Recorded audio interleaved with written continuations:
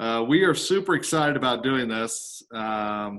We are really excited and so many of you have reached out to us today saying that this is great that we're doing this, that there's a lot of interest in this topic because as we know, so much has changed just in the time that we announced this earlier today, as opposed to, as we turn down some volume here on somebody's phone. Anyway, so just in the span of time that we announced this earlier today to now, and I'm getting a couple of questions. Okay, got it. There we go. So much has changed. And one of the biggest things that I have seen, and Dave, if you want to hop in here for just a minute, I'm getting a bunch of text messages from people trying to find this, so I'm making sure.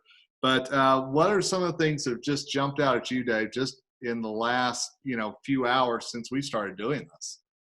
Yeah, I will tell you, I think we've gone from everything's purely stable to a place of question, and we're not quite sure where we're going to be headed. So what I really think we should try to all accomplish universally this evening is maybe a couple concepts. Concept one is Together We Rise is a mantra we share at Ignite all the time. So as we have this conversation this evening, this conversation is about the health and well-being of our patients, of our teams, of our families, and of our practices, right? So we're running a business, we're in the business of health, and we are all people we're trying to keep healthy. So I think the biggest thing for all of us is how do we best accomplish all of those when those things are in our control, and then if and when we lose control of one or more of those things, what do we do next? I don't know. What do you think, Anastasia?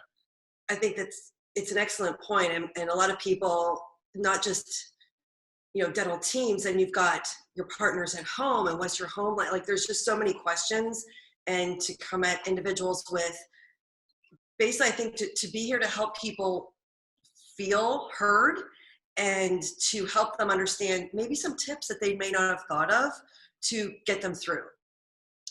Yeah. Dayna, what do you think? Yeah, I agree with all of that. And, it's interesting because I'm actually in a lot of practices. Unlike Kevin, he hears the industry updates, but I'm actually in practices that are asking me can you help us with, how do we deal with these different situations? Because I have different situations and just different situations happening all over the country. It's different in Seattle than it is here in Colorado. And, I think people just need to kind of get some feedback and some ideas, like how do I deal with this in my area? Because it's different. So one of the things that we're going to be doing tonight, and we're going to be sharing our thoughts, the four of us. And for those of you who don't know us, let's do a quick introduction. My name's Kevin Henry, co-founder of IgniteDDS, also editor-in-chief of drbicuspid.com. And this lovely lady right next to me is Dayna Johnson, and founder and CEO of Navoni, the premier Dentrix online community. And in Florida. Anastasia Turchetta. I am a health empowerment conversationalist. Background as a dental hygienist, but I basically help humanize the healthcare profession, which is why we're here tonight. And I'm David Rice. I'm Kevin's partner in crime on the DA side of Ignite and the founder of IgniteDDS. And it's a tough time we're all facing right now, but we're happy to be here to walk through a lot of different process and the opportunities that we have right now to work with our teams from all different categories, on social media to leadership to what do we say on the phone, and how do we keep people safe. So Kev, you want to kick us off really from a high view process standpoint while we're practicing dentistry? What are the things we should be doing? Absolutely. And one thing before I start, we all have our phones. We all have our different communities that we are looking at, and we're going to encourage you, whether you're watching this on either of any of our four communities, I should say, if you have a question, we're going to be watching this, because while we're going to be guiding the conversation, we don't want this just to be us. We're hoping this will be a kind of a town hall meeting where we can all come together, talk about some fears, some tips, some ideas, some rumors, all this stuff, because like we said when we started, so much is changing on an hourly basis with this.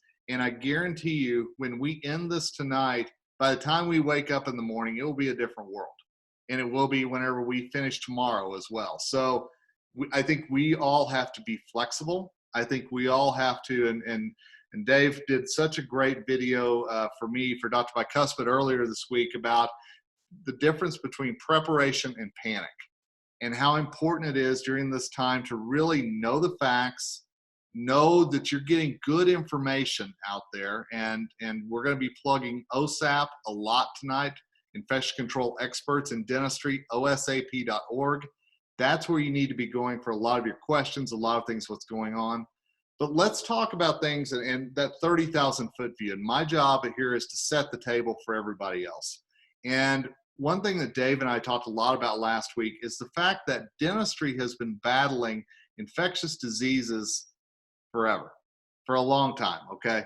And I know the wet-fingered dentist time and you know, not using masks and smoking in the operatory. We all know those stories, okay? I know. But we also know that since really the AIDS, HIV came into play, things in dentistry changed. And it was a time for dentistry to take the lead in keeping their patients safe. That hasn't changed in this last week or month or anything else. Long before coronavirus or COVID-19 was even something that we were talking about or knew what it was, dentists, dental assistants, hygienists, everybody in the practice was taking care of their patients. That shouldn't change now. And that's a message that I think has to get out there right now from dental practices to everyone who is a customer of your business. You know, I can tell you, my phone has been blowing up with everybody from Papa John's to Gold's Gym to, you know, as the ski resorts telling me, hey, here's what we're doing to keep you safe. In dental practice, I'm telling you, if you have never talked about what you all do to keep your patients safe through infection control procedures, this is the time to do that. It's a great, and I dare say, marketing time for you to be able to say, here's what we're doing, because you, the customer, you, the patient, are the #1 priority in our practice. So how are you doing that? What wording are you using? And some of you may be going, I don't know. And my advice would be to walk somebody through in written form what you all do with those instruments, how you all protect yourselves with PPE, everything that goes on. You know, let's start there and communicate that to those people who are going to be calling in and asking if you're still open. Should I still come in? You know, Ohio and Virginia now talking about how appointments should be put off for a while. You know, these are things that dentists, you're going to have to deal with, and every member of your team's going to have to deal with as well. So Dana, that's where I'm going to bring you in, because they're probably going to call first because they're either self-quarantining or they're doing the social distancing thing. Mm-hmm. And I know we're sitting right next to each other, but you know, but let's face it. You're going to be getting a lot of phone calls. If I'm at that front desk tomorrow at a practice here in Longmont, Colorado, what do I say? Yeah, I think what you brought up earlier is that the dental office has been using good infection control practices for forever, and I think it's important that we let our patients know that from the very beginning. And not only that we're using good infection control practices in the dental practice, but I think we also need to remind our patients as they're coming in that they also need to be using good infection control practices. Yep. So I think a little bit of our verbiage that needs to change a little bit is our patients need to be doing their part. And our patients need to not only be protecting themselves when they come in to somewhere outside of their own home, because they're protecting themselves, but they also have to be protecting us and the patients that are sitting in the waiting room. So I think a couple things that we could be adding to our onslaught of verbal skills is screening our patients before they come in. And that could be either with phone conversations or using our automated message systems, our text messaging and our email systems. Maybe sending out a text message to our patients that, you know, do your part before you come in. Maybe wash your hands. We have a restroom, you know, in our hallway, or wash your hands before you come in. Use sanitizer before you walk in our doors. You know, we want to protect our employees as much as we want to protect you. And I think we have to kind of screen our patients too. You know, and one thing I want to bring up, and then I want Florida's thoughts on this as well, obviously. You know, and I know my mom and dad are watching this right now, and I will not be shy to say that my mom has a dental appointment tomorrow, and her dentist in Oklahoma sent her a note saying that only patients would be allowed. Nobody else was coming in, and my dad usually accompanies her. So, you know, they are being very proactive. Now, does that make them happy? Not really, to be honest with you. But the dental practice there is being very proactive about limiting the number of people who are coming into that space. And Dave, I want to throw it over to you real quick and kind of get your thoughts on, is that good leadership to be that proactive, or what kind of leadership do you want to see out of dental practices during this time? Yeah, so, you know, I'll frame my answer with this. I love both pieces, starting with what Dayna shared. Part of great verbal skills that Anastasia, I'm sure, will talk about socially, and then Dayna will kind of get back to on the phone, because those are ways we can message our patients, is in order to keep you most safe, here's what our practice is doing. And part of that is including what you, our patient, can do to help other patients stay safe, help our team stay safe, because as a healthcare provider, if we're not healthy, we're all in trouble. And then Kevin, piggybacking on what you said from a leadership standpoint, without panic, we have to take COVID-19 for the level of seriousness that it is. You alluded to earlier, the state of Virginia, the state of Ohio have already, Massachusetts, we had a comment on here a little bit earlier, Massachusetts, they are already basically stating dentistry we are recommending for emergency care in those states. So if you live in one of those states, you're going to have a very different conversation from a leadership standpoint, from a team standpoint, than somebody in New York or somebody in Florida. Today, we don't know, to Kevin's point earlier, what's going to happen tomorrow or Tuesday or Wednesday.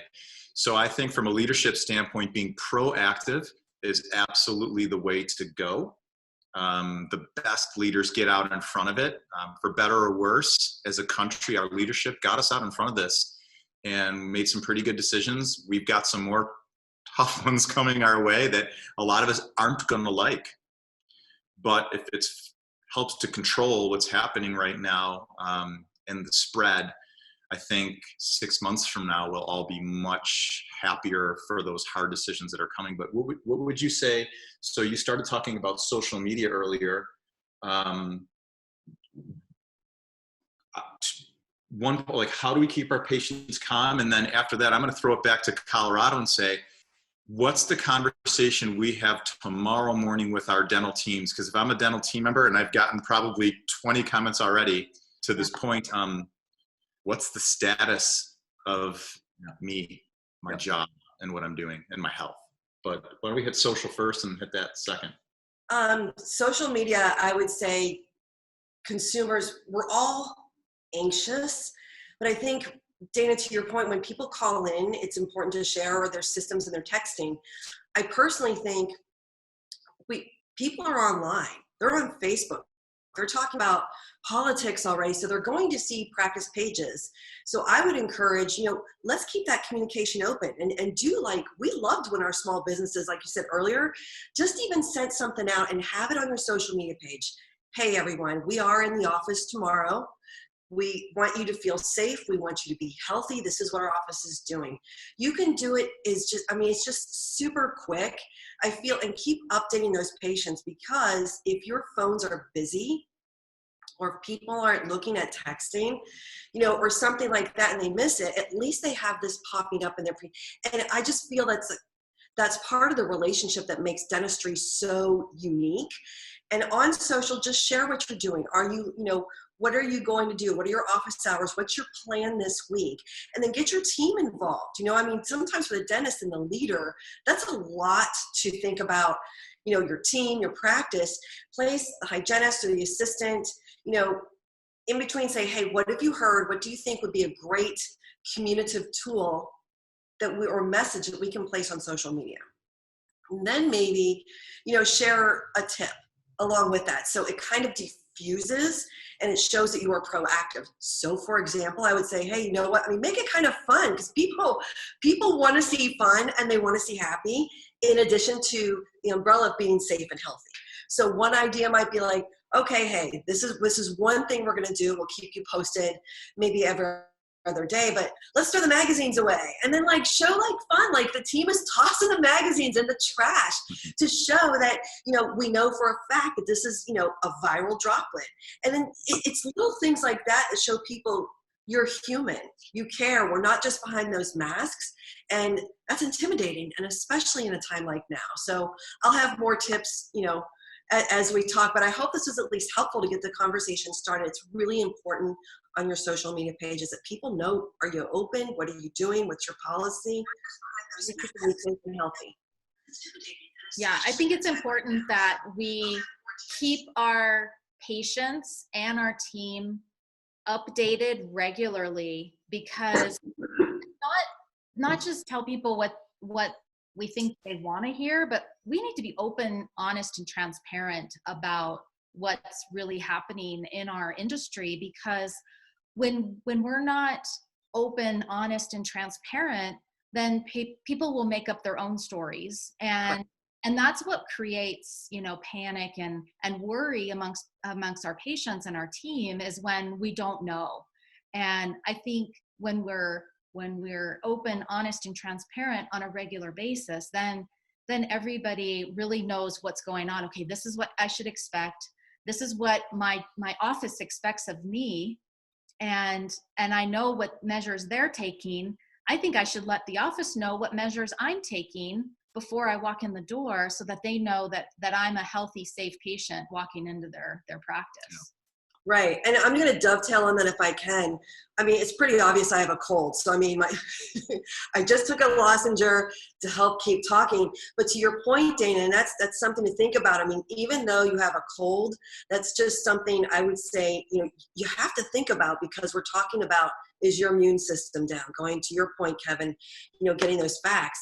If you have certain things, then have the conversation and share. Dana, if you're having, you know, I would call the office tomorrow and say, you know what, I have a cold, or I've had a sore throat. What do you think?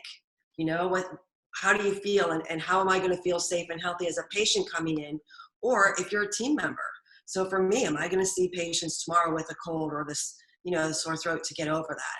So there's a lot of different things to think about that, you know, we're kind of talking about the virus thing, but what about these other things? It's still flu season. It's still cold season. Yeah, absolutely. It is. And I think, you know, the underlying part of what we've already talked about already is the importance of communication, and to patients internally. And, you know, I think we have discussed, you know, scripts a little bit here, and let's make sure there are a lot of places where you can get some really good scripts. But I think it's important that the front desk knows what to say, and that they're saying the same thing as what's going on behind the scenes in the back, and everybody's on that same page. I think it's so important right now, if we're talking about going to the experts for that advice and for that knowledge, that there's got to be that, you know, and back to today's point about leadership in the practice and making sure everybody's on the same page. Whenever that phone call comes in, whenever somebody walks into the practice, you know, whenever something happens that we're going to have to adjust to. And again, tomorrow's going to be a different adjustment. But Monday morning, and Dave, I want to get your thoughts on this. I'm thinking Monday morning, tomorrow is probably going to be the most important time of this whole week ahead, because how we lay the foundation tomorrow is going to impact what Tuesday, Wednesday, Thursday bring for the business.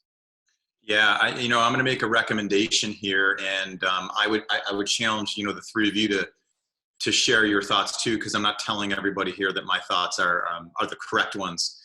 But, you know, as human beings, we inherently think emotionally first, and we think logically second.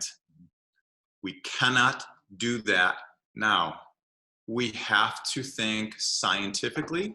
We have to think logically. So I'm going to be, hopefully some of you find this helpful, but tomorrow morning, the first thing you should do, and if you can do it tonight with your team, if you can get on one of these, cancel the first 2 hours of your day. and spend the first 2 hours of your day with each other as a team and start talking about what we're going to do right now, what we're going to do if this happens or that happens. Right now, everybody's trying to predict what's going to happen. The predictions aren't pretty. So I would err on the side of caution. I would predict that we're going to be Italy. And if we're better than Italy, if the prognosis for what's to be is better than Italy, then wonderful. But if the prognosis is to be Italy, let's prepare for Italy. And if that's the case, think logically, try to unplug emotion as much as you can, build a plan as a team for what happens if your practice is open for emergency dental care only, and build a plan as a team to how we all help each other through this process. What does that mean for every single person on the team? I don't know. And again, if you guys feel differently, please push back on me. You have something? No. Oh, okay. No. Sorry, I saw you sit forward like No, this. no, I saw a comment. Oh, go ahead. No, go ahead. No, if there's a comment, please. Yeah, because we're looking at our phones. We're trying to look at the comments that come through right now. Yeah. So no matter what page you're on, if you have something you want to throw out there, hey, do, because we're trying to do this so that we all can. And again, we may wake up with a different world tomorrow, but as long as we're best prepared and we're all talking about it, it gives us a lot better chance for success. Yeah. I think The comment that I saw was on, I wish I could see who it was, but I'll have David respond. I'm seeing this from the Ignite page. It what to do in the front office. So I do apologize. I can't see without my reading glasses, but we will get to that. A couple of suggestions I would have for the front office would be, I mentioned the magazines, but, if you have the single serving, the Keurig, or whatever you have out there for a patient, to help patients when they come in, if they want coffee or tea, anything that can be removed where if somebody sneezed, if somebody coughed and they don't have the height we do, where you're going to do it into a tissue or into your elbow, I would say, obviously wipe it down with one of our disinfectant wipes and then place that, away from the reception room. Anything that I personally, and then place out, if you can, hand sanitizer or wipes, because some places are short. So what David and I did this afternoon is I just placed some wipes because we're low too. You just place like a little, snack bag, at least have it around. But anything that doesn't have to be out in the reception room, it's not about comfort, it's about safety and health. Exactly. So I hope it helps answer your question for at least the part, of the reception room. Yeah, absolutely. Yeah. So a lot of comments are coming in here about aerosol dentistry, some things we can do about it. So there's been some chatter earlier today about peroxide being very beneficial. We can give you details on the chemistry of everything later on. We'll try to create basically a little white paper from this and share it with everybody who's here. I think our risk in dentistry is we have a very aerosolized business. And the risk is if we stretch our arms, and to Kevin's point, OSAP tells us things go way over there and we know this virus lasts for 3 days and we miss a spot, then every patient who walks into practice and every team member who walks into practice is less at risk for getting severely sick themselves if they're young and they're healthy, but mostly at risk for community spread. And that's really what we're all trying to avoid here, right? I mean, I'm not personally worried for David Rice. What I'm worried for is I'm either asymptomatic or I have very nominal symptoms, and then I go over the course of an incubation period for several weeks and come in contact with several hundred people. That's our risk and what we're trying to control as best we can as a dental practice today. Yeah, so I think another comment and throw it into you guys, because Dayna, you're out there in practices, and David, you are in practices. Somebody mentioned about the mask situation. So let's just discuss that elephant in the room. I mean, I've had friends ask me, what should I ask if I, when I see my dental hygienist, and, there may be people that are tempted to say, let's stretch out the mask situation. So Dayna, David, I think this is a great topic because you guys literally are in the clinical trenches seeing this. So let's help that person out who asked that question. If you're going to practice, If you're not going, and even so, let's assume you're going to go to practice tomorrow and practice the way you've been practicing, and or you're going to go and you're going to see emergency only. Single use means single use, end of story. If you run out of masks, close your door. Yes. Emergencies, whatever type of dentistry you're going to do. Buddy system. This is the coolest part about dentistry. You mentioned it earlier, relationships. You guys mentioned it in Colorado, relationships. We're all on this thing together. We can help each other right now. Is that going to mean there's going to come a point where everybody runs out of masks? I don't know. We don't really know that yet. But let's do the best we can to help each other, help as many people as we can for whatever care we're going to be delivering. But yeah, single use is single use. Yeah, and I want to, so Michelle Lee, the executive director for OSAP, doing a tremendous job. So many infection control experts who are out there. There was 2 points that they wanted me to bring up tonight. Number one was what Dave just said. Single use means single use. Keep using masks, best practices. Number two, you cannot autoclave masks. Let's make sure that is something that's going around right now on Facebook. And I know some of you are going, you've got to be kidding me, but it's true. So let's make sure, the common sense that you had a month and a half, 2 months ago, let's hope that common sense still prevails. But I will tell you, earlier this week, and I think it was the ABC Nightly News, and forgive me, I don't know, but they were talking to paramedics in Los Angeles that were talking about they put their mask on to help whatever emergency they're dealing with, and they take them off, they put them in the baggie, and then they bring them back out whenever the next emergency happens. And then at lunch, they'll shift. So they could see 3-4 patients with the same mask on. And it's because, and the paramedic said, we've heard that there's going to be a mask shortage. And there's so much fear about that out there right now that I strongly encourage you. This is why, and Dave, I think you brought this up, those relationships that you have with your dealers, if you have been a loyal person to Patterson Dental for so long, this is the time that relationship comes into play, and you ask them point blank. You go to the experts and say, this is what I'm hearing. Is it true? Is this something I need to be prepared for? Is this something, I need to adjust my business to? But I think that this is when you work those relationships and you use them to the best of your advantage.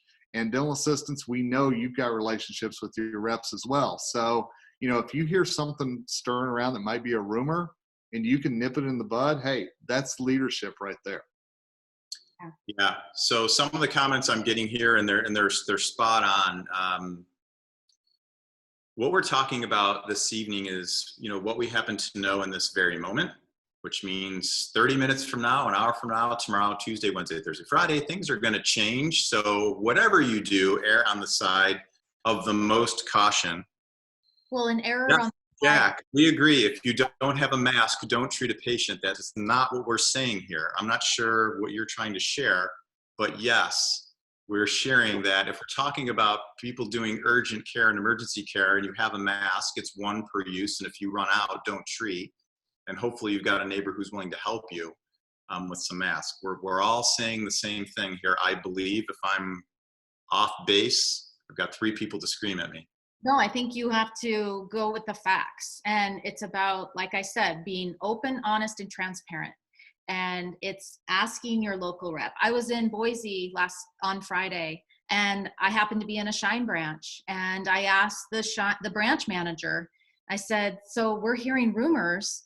And at that point in time on Friday, he said, we're not at risk at running out of masks and other protective device, so I think it's just important that you ask on a regular basis, where are we at?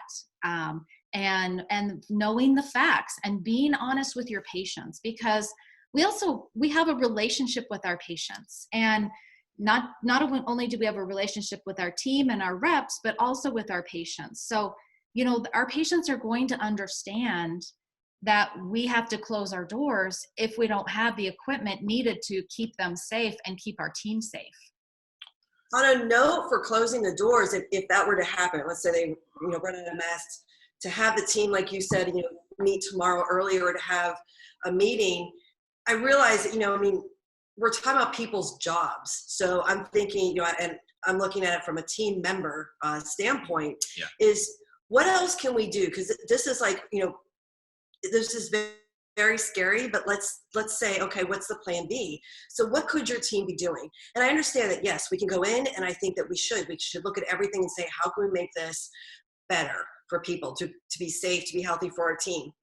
But if for some reason they can't come in, or for some reason, like myself, they have a cold, you're still valuable, where you can still, either find something, like to Dayna's point, whether it be communication, or maybe it's, it is time to just build those relationships, call patients, tell them what's going on, who are there the next day. I don't know the HIPAA policy on that, but it's just keeping them in the loop, because your front office team member is going to be so inundated to return phone calls. I think the cross-training techniques are really going to be important, and this is time to collaborate and unite. Yes. And it doesn't matter who you are. Yeah. So And David brought up earlier in our conversation about having a team meeting. I mean, maybe having a team conference call tonight or first thing tomorrow morning, and talking about what are those common questions that we're going to get on the phone today, starting today, and script out some of those, get some 3x5 index cards and have some so that you all are talking the same language. Script out some of your answers so that you're all speaking the same language. What do we know for fact right now? What do we know today? That might change tomorrow. So what do we know today, starting on Monday when we go to work? And what are we going to tell our patients? So they're coming in rapid fire now. And are we all okay with talking about difficult scenarios that may be coming our way at this stage? I think we have to. I think that's one of the reasons why we're doing this tonight. So let's do it. Okay. So comment, you know who you are, about masks and how some dentists are pushing the single use on their team. My response to that is, if I'm your dentist or I'm an office manager and I'm telling you to wear one mask all day, do not come to work.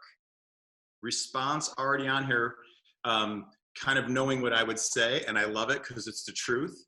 I need a paycheck. I need to come to work. Everybody in dentistry, here is the reality of what may or may not happen, but will probably happen. In another month, we will all only be seeing emergency patients. This is likely to happen, which means our day-to-day, week-to-week, month-to-month paychecks for all of us are going to change. So I am urging you from a financial standpoint to sit down tonight with your family and to figure out where you stand and what you need. In dental practices, I'm urging you to sit down as a team and figure out a plan. And dentist leaders, this is your opportunity to do something great for the people who work for you. I'm not telling you can pay everybody their full salary for the next 6 months if the world collapses, but this is your time to shine. Figure out a plan, how to help your team, how to help each other. There are programs in place for reimbursement. I realize dentists, I'm going to get shot in about 30 seconds, that not everybody has the budget to pay that money up front to potentially get reimbursed later on. I get it. But let's start talking about what could be and what we can do for each other, and be open and be honest. And like Anastasia always reminds me, to over communicate. We've shared that a lot tonight. Now is the time for us to do that before it all actually happens, because it's going to happen. And it doesn't have to be salary. It could be, right. Can I give you gas cards to fill your gas tank? Can I help you pay your childcare? Can I help you pay, groceries? It doesn't always have to be in salary, because there's always ways we can monetize things, so. Yeah, there are, and I will just tell you, let's see. No, we're good. Sorry. There's a lot of conversation going on right now on social media, and it's outside of dentistry, but I think it pertains to what we're talking about tonight, because as we know, a lot of bars and restaurants in certain parts of the country are starting to be shut down. And of course that impacts waiters and waitresses and bartenders and all sorts of people. But there are businesses who are stepping up and saying, we're still going to help our people in some way. And dental practices, I think that what we're trying to say here is that you've got to have that contingency plan in place. And you have to be looking at what some eating establishments, drinking establishments in your area are doing to take care of their people, because this is going to pass. It's going to be a change in life for all of us over these next few days and weeks, and we've got to be prepared for that. But it will pass.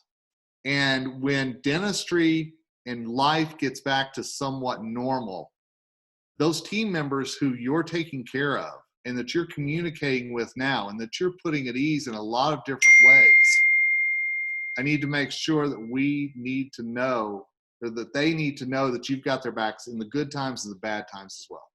And like Dana said, like Dave said, does that mean the entire salary? That's up to you.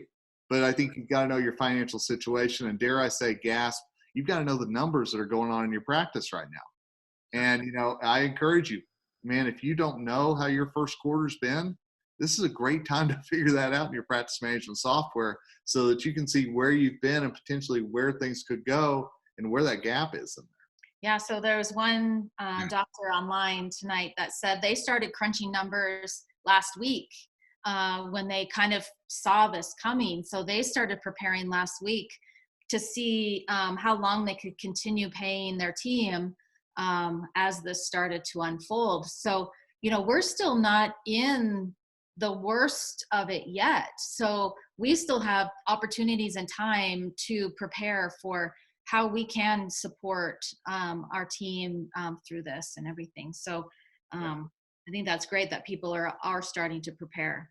Yeah. I think for all of us here tonight, and again, there's so many variables, it's difficult to shake the magic 8-ball and know, but there's paths this can take, right? So if we're all doing the right things and we do them personally and professionally, then I think our goal is, what we know is going to happen is cases are going to go up. There's no stopping that. What we're trying to do is avoid this sharp rise of cases, the severe rise of cases. We're trying to get that to shallow out and to be as low as we possibly can get it. And then there's a timeline. You know, when does that hit? And how serious does this get based on community spread and who it's getting to demographically in all of our communities. So we don't, to Dana's point, we don't know where this is going to go. So let's do the best planning we can for our practices and our teams and all of us together, and to where I went to before, at home. You know, plan for the worst case scenario, and we hope for the best case scenario, and hopefully we're all in this thing together and we all help each other the best we can, given the current situation, which we have some control of, but not a lot. You know, there's a local newscaster here in Denver, and he has been preaching social distancing, doing all these things that we're supposed to be doing, that we're hearing we're supposed to be doing. And he's getting such feedback from people sending him pictures of them all hanging out in the bar from the Post Malone concert here in Denver with over 15,000 people the other night. And his response keeps being, I hope I'm overreacting. And I hope in a few weeks you can tell me I was wrong.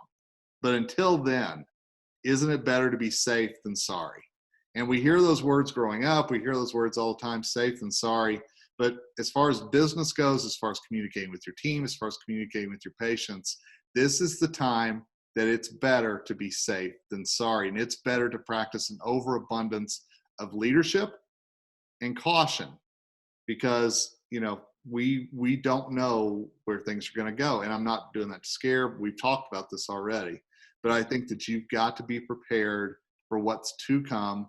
And have we mentioned the new CDC guideline that came out earlier today? I don't remember if we... Oh, yeah. I don't think we've mentioned that yet. Okay, so if you haven't heard, right before we started this, the CDC came out with a recommendation that for the next 8 weeks, no groups of 50 or more should be in one place.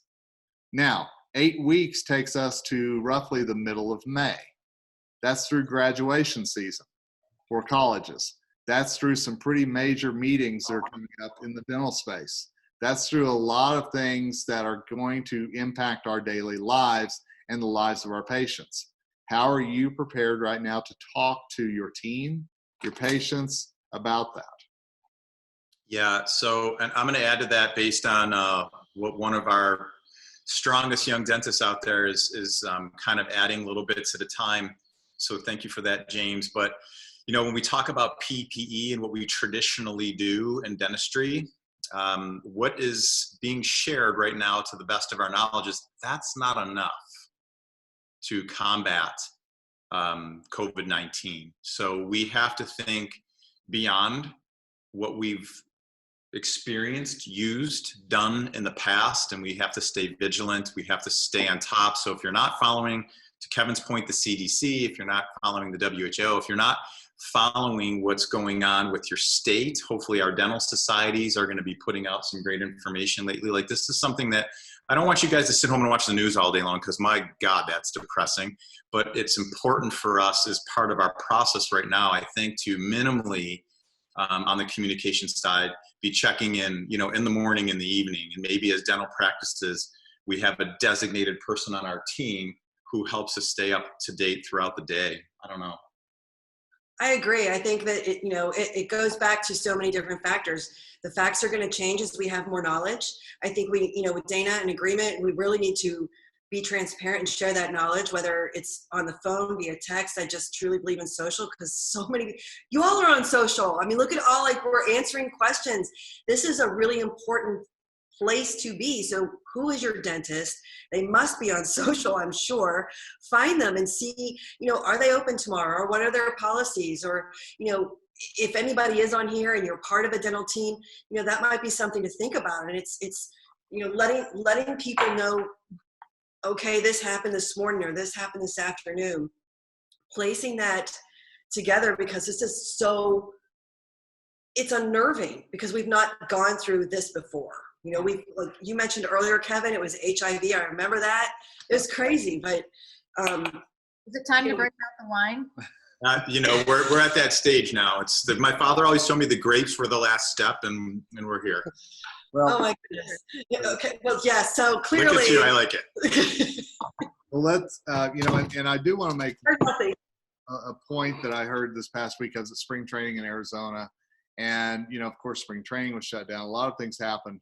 But one of the quotes that I heard out of there was one of the players just talking about how that more than anything else, it's about, we don't know that on April 1st things are going to change, or May 1st things are going to change. And I think that that's where this communication with your patients and your team has to be transparent, to your point, that we don't know what's getting ready to happen, but we are preparing now for what could happen. And patients know that we're working behind the scenes to take care of you, and we're going to keep you updated. Team members, we're going to take care of you. You're never going to be going, what's getting ready to happen, or I don't know what our plan is, because we're going to communicate that. And it's going to be a plan that hopefully everybody is on the same page and everybody comes up with as well. Yeah. Two great questions that came in. First is, so there's some people on here who aren't maybe in a small dental practice, but a larger one, and let's go larger than that, clinic. Yep. And what do you do if you're in an area where there are a fair incident of reported cases? I don't want to put words in anyone's mouth, but if it were me and I was the leader of that clinic or practice, I would absolutely be in the emergency only treatment phase. I would make sure I had all the proper PPE to the best of our knowledge of what the CDC and everybody else is telling us we need. And hopefully, if you're treating emergencies, your volume shrinks. But some of you in clinics, you have a lot of emergencies. So I don't know, my recommendation would be is to do a few things. Slow down your emergency pace. So you have ample time, extra time to get those rooms in great shape. Maybe even if and I'm going to ballpark this, you've got 10 treatment rooms. Maybe you go every other room and come back to the every other room. So those other rooms have a longer period of time to see the emergency. But I would limit your care to the emergencies, and I would limit the aerosol procedures that you're doing. which if this is a true dental emergency, most of those can be managed without a high-speed handpiece. And for some of you, that might actually mean making a difficult decision, right? Between accessing a tooth and it's going endo versus taking a tooth out. I don't want to go that extreme, but we could get to that place. And I'm going to interrupt you for a second. Yeah. So going on the aerosol, let's just pretend, because we're talking about all scenarios. So let's just say, okay, it's a great idea. In an ideal world that we could go in and it would be 2 hours of free time.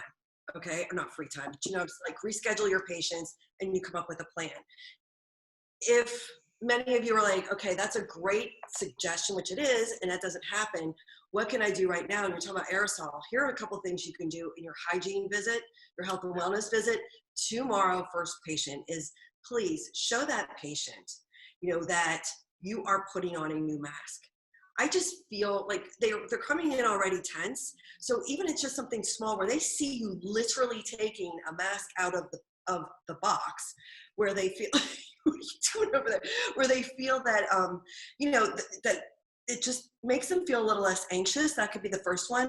The second thing, we were talking about aerosol, is I personally would recommend do not air polish. You don't need to air polish. Let's diminish the aerosol. So if you're looking into it for hygiene, you're thinking, what can I do? I would say off the top, those would be the first two things. The other question was about, what about unemployment? And I know nothing, so if y'all know that, I'm just letting you know what I thought. We're going to refer all of our questions about HR and unemployment probably to the experts at Bent Erickson and Associates, or our friends at Cedar, or whoever's our HR specialist that we all refer to. Yeah, so what we'll try to do is in this feed, we'll list a number of resources for you that people who truly, really know how to manage that side of it. But the short story is, if as a team member you test positive for COVID, then and disability is an option for sure. And if your practice shuts down, then unemployment is a possibility. But to Dayna's point, yeah, there's some really smart people out there. We'll make sure they all get listed on this feed. And like I said, we'll kind of do a wrap up with this tomorrow, and we'll be coming back to do updates as we learn more and try to share the smartest people we all know in our industry and beyond. Well, and I'm going to go back to what Anastasia was talking about, is patients, seeing you use fresh, clean, new protective equipment.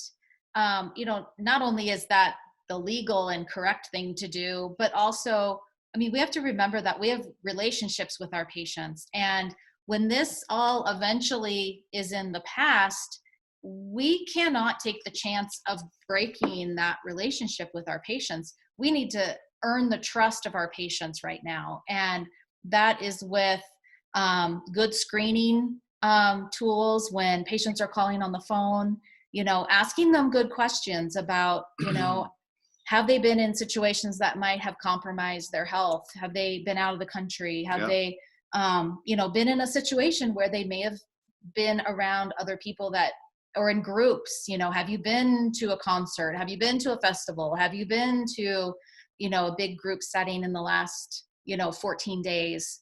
I think screening our patients, building that trust with patients, because if our patients hear that we're screening them on the phone, they know that other patients are being screened the same way. Yep. And that will build trust with our patients. And we have to keep and build the trust with our patients right now. And those phone skills, my good friend and fellow colleague, Catherine Belt, is going to be doing a Facebook Live also in the future. She hasn't told me what the date is, but as soon as she does, I will definitely be promoting that, because Catherine Belt is one of the leaders in our industry with verbal skills and phone skills. And so she is going to be doing a Facebook Live event as well. I'm not sure exactly when, but as soon as she tells me the date, I will be promoting that as well. So that will really be helpful for our teams as well. It will. And, Dave's mentioned that we're going to be putting out some things later with experts. And again, let's make sure that you understand osap.org. There are a lot of infection control experts who have been in the comments tonight, helping answer some questions. Certainly want to push you toward them, toward osap.org with any questions that you've got. Please, and I don't know how to beg you any more than this. Don't take somebody's advice who's just in a random Facebook group on what you should be doing infection control wise. Go to the experts, please. Please. Some things I've seen in dental assistant platforms, I shudder at. There's a lot of experts out there, and the good thing is that, dentistry is a very small industry in terms of experts leaning on each other for advice. And we've mentioned Together We Rise a few times tonight, and the Linda Harveys, the Catherine Attell Belts, the Leslie Cannons, those folks out there, the Tim Twiggs, the folks that we already know that we can connect you with if you've got a question. We're happy to do that. Just know that. So I've got an idea. Yeah. What if we talked about some things that we could do in a dental practice to keep our teams together and functioning, even if patient care is not our focus? Okay. Yeah. There's some stuff out there, right? I mean, Dayna, you work with a lot of practices. Tell us, share like a couple things that you would recommend. Like, there's a million things we need to get caught up on. So what can we do as a dental team to come to work that doesn't involve patient care and putting people at risk? Well, I was in a practice just 2 weeks ago. And well, maybe it was a little bit longer than that. Couple of months ago, I was in a practice and we were working on systems, and this practice had over $51,000 in insurance claims past due, over 60 days past due. So how could our team get on the phone with insurance companies and find out where that money is? That's one thing that we could definitely cross-train our teams on is insurance collections is one thing that we could definitely cross-train on. What about you, Dave? What would you be doing? I got a great response from somebody who said, paint the office. And you know what? Sort of true. Yes, true. I mean, think about all the things that we have in our practice that if we just walked, this is like old school consulting 101. Walk through your front door, be a patient, and think of all the things that you can improve. Maybe it is paint the office. Maybe it is clean the office. Maybe it is reorganize, restructure, chart audit. There's a lot of you out there who work with practice management consultants. Talk to them. Their list is so long for you. This is like the time they're going to start like cheering for you, and you'll actually cheer back. So it's a double win. But there's so many things we can be doing. We can train, right? We can prepare for when this comes back around again, whether it's clinical online CE, which stay tuned. We got some cool stuff coming. The business of dentistry, how to rebound from all this, which again, stay tuned. We got some cool stuff coming. But lots of people in the industry offer great online CE, not Facebook group stuff. More detail, dive into the deep end of the pool. Don't tiptoe. If you're going to do this as a team, invest. But there's some good folks out there who are on social media who can help you, who do own Facebook groups who can help you. Just don't go to the group for it. Ask for more. What about socially? There's a lot of stuff we can do to build, right? I think, to stick with your brand, in social media, there's a lot of relationship building, and I would encourage, so we were saying, what else could you do? And, even if it's, you're working on your phone skills, then cross-training is very helpful. One thing I think that could be helpful is reaching out to the individuals who, just double check on them. Someone who's been almost like, I would say flag, if you would, but the patients who are with you during this specific time. And, call them in a week saying, hey, how you doing? We're just, if you haven't seen our Facebook page, this is what we're doing. Don't allow them to just go off into the abyss. Really monetize and use your face to come upon your page. Or if you can put, a video into your newsletter, let them see you, let them hear you, let this be palpable in a time where we're now social distancing and it's almost sterile. And I understand that, but we can't lose that relationship and that trustability with our patients. So I would say, work on the content side. The other stuff is fine, but you asked me about social, and that's where I'm at. It's about answering the questions, and maybe even doing, when you have your team saying, hey, if you're around, if you're self-quarantine or self-isolation, we're going to have a Facebook Live today. If you have any questions for our office, we're here. We are here. And we've got the whole team. Join us. Love to see you. Make that interactive, make it engaging, make it empowering. Question for the blonde girl. So, first of all, this is totally inappropriate, but I don't care because it's our thing. Nice work. Love that. We've all been talking about relationships, and what a cool time to continue to build the patient relationship. It's really like badass and up and coming in dentistry. It's taking us a long time to get there, but this is a great opportunity. It's a great opportunity to take an obstacle, right? Teledentistry. Now, you don't have to be involved. There's some really cool systems out there like mouthwash that will help you with that. But if you don't have that system, teledentistry could be as simple as one-on-one conversations where you're triaging your patients. You're on the phone with them. You're FaceTiming them. You're talking about a problem they may or may not be having. What an amazing gift and relationship builder to keep connected with your patients, to keep your team involved. And how cool is that? And if you really want to dive deep into the teledentistry thing, like you can, if you need to monetize, you can monetize the ability to have a consult with somebody at home, right? You can build that into a process. We know, again, we'll add those people to our list of smart people out there who can help you with that. It's not going to be the cure-all, but it sure does help. Nice it work. does. Thank you. And I have another tip. Socially, I think, everybody is talking about like what is best for your community, what is safe for your community. Let's not forget the elderly in the community. So if you are in a space where you're looking at public health, or if you are working with an assisted home, maybe a nursing home, let's not forget just to even, if you're looking for like, people are like, what am I going to do? What am I going to do? Reach out and just, I know you can't go there, clearly, but at least to say, hey, this is Dr. So-and-so, if you've already worked there. We're just reaching out to see how are the residents doing? Do you have any questions? Can we be helpful? We just want you to know to keep us in mind for when this blows over. Sorry, I'm losing my voice again, but you know what I'm saying? I mean, it's about community, so reach out to your community to let them know you exist and nurture that. Yeah. Go ahead. No, so great add in here from Jackie. So just a list of ideas, right? So clearly now we're talking a lot about CDC. So get their dental check app, go through the checklist, figure out all the things that are urgent we need to do right now. But I love this, like Dempsey Dumpster Day, clean out the office, pitch all the old non-use supplies, get updated, OSHA training. These are all awesome things. That CPR.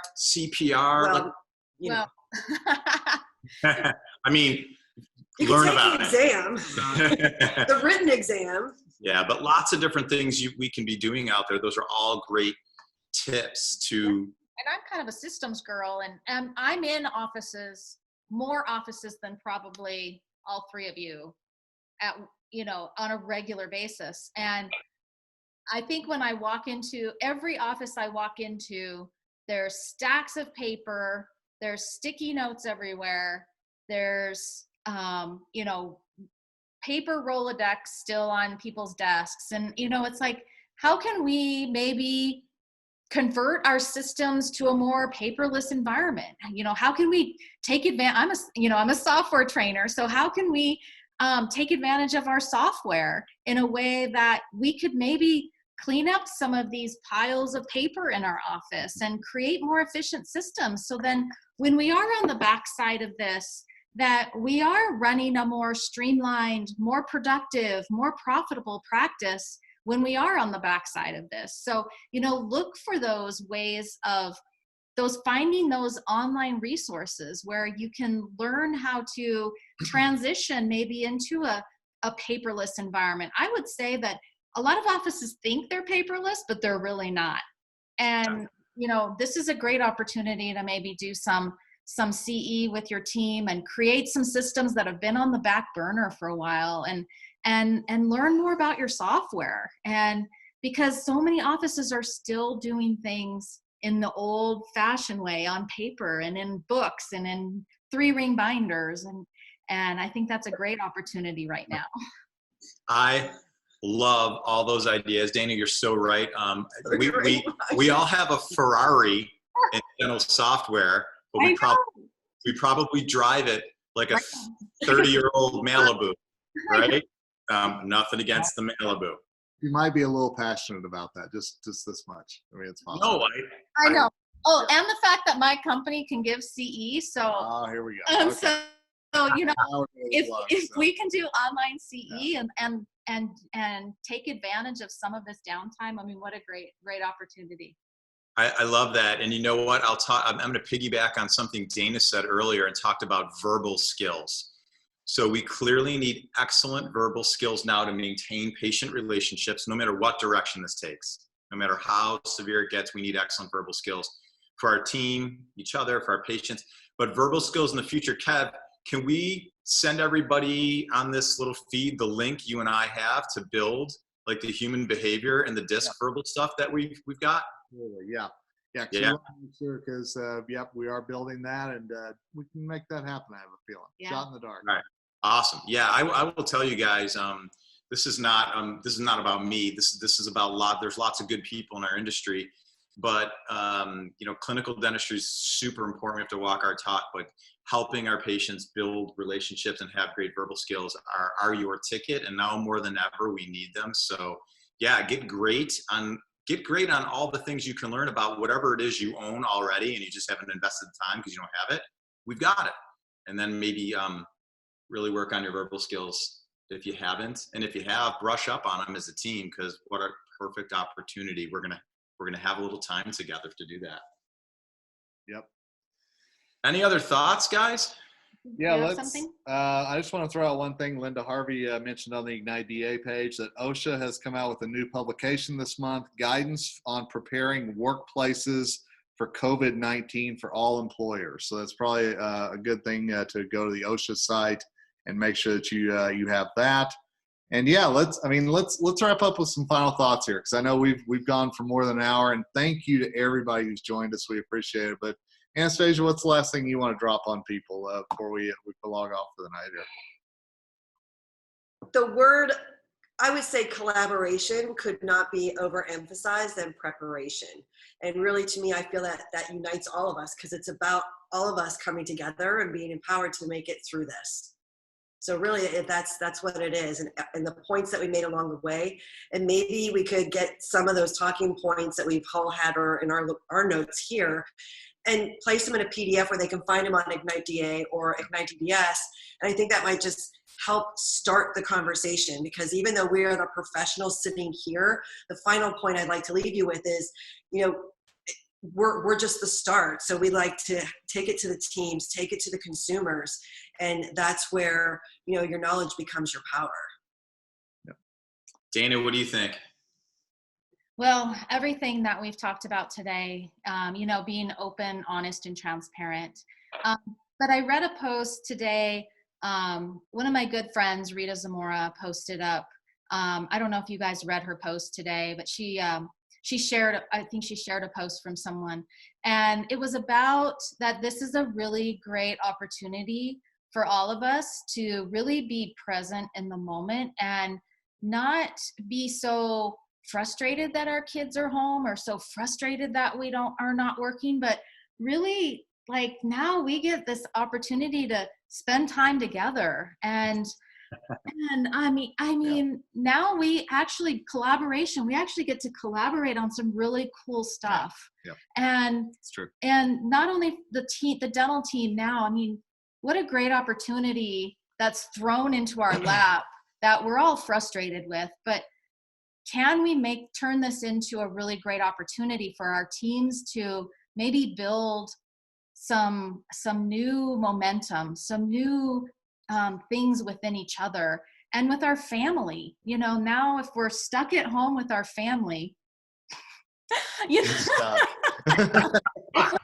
if we're now I'm going to practice social distancing right now. Now stuck at home with our family and our kids, pull out the games, pull out the Yahtzee, pull out the chessboards, let's be present with our family and let's check in with people and make sure that they're okay. and not have it be such a bummer, but let's have it be this amazing opportunity that we get to actually share some really quality time with each other. And what can we turn that into for the future? Kev, what about you, buddy? I'm going to quote one of the great philosophers of our time, the Colorado Rockies manager, Bud Black, who said this week as we broke, got out of spring training, and we don't know when we're going to see him again. He said he follows 2 rules. Rule number one is be ready for anything, and rule number 2 is everything's going to be okay. And honestly, those 2 things kind of summed up a lot of the attitude that I've tried to carry forward and that I've tried to explain to some folks that I've been talking to on Facebook and other social media outfits about what's going to happen this week. When are we going to get back to normal? You know what? We don't know. We don't have those answers. But if we prepare for what could happen, then I know we're going to be a whole lot better off down the road, no matter what does happen. So, Dave, wrap us up, brother. All right, listen, I'm going to share 2 points. The first one is there's a lot of people who are scared that are here tonight. There's even more that aren't here. We had over 1,000 people here tonight. So cheers to all of you for spending some time with us. Yeah. So my first recommendation would be, rather than listen to try to show that you know something, listen to understand. Really listen to understand. And this, in my second point, in one of my favorite quotes, not to trump the Rockies manager, but Ralph Waldo Emerson. What we do speaks so loudly that the people around us can barely hear our words. So now is the time for tremendous positive action. Let's do this thing together. Stay tuned. We're not going away. And you guys, if there's anything we can do to help you, we're here. Please ask. We're going to get you to the right resources. We're going to get you to all the smart people we know in dentistry. And this too shall pass. Everybody, thank you so much for joining us. Cheers. Cheers, everybody. Thank you. Let's see. There we go.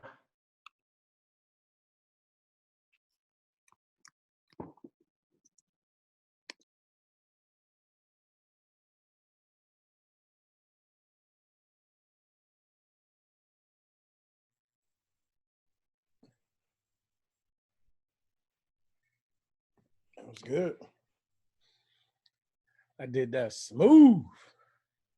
Stop.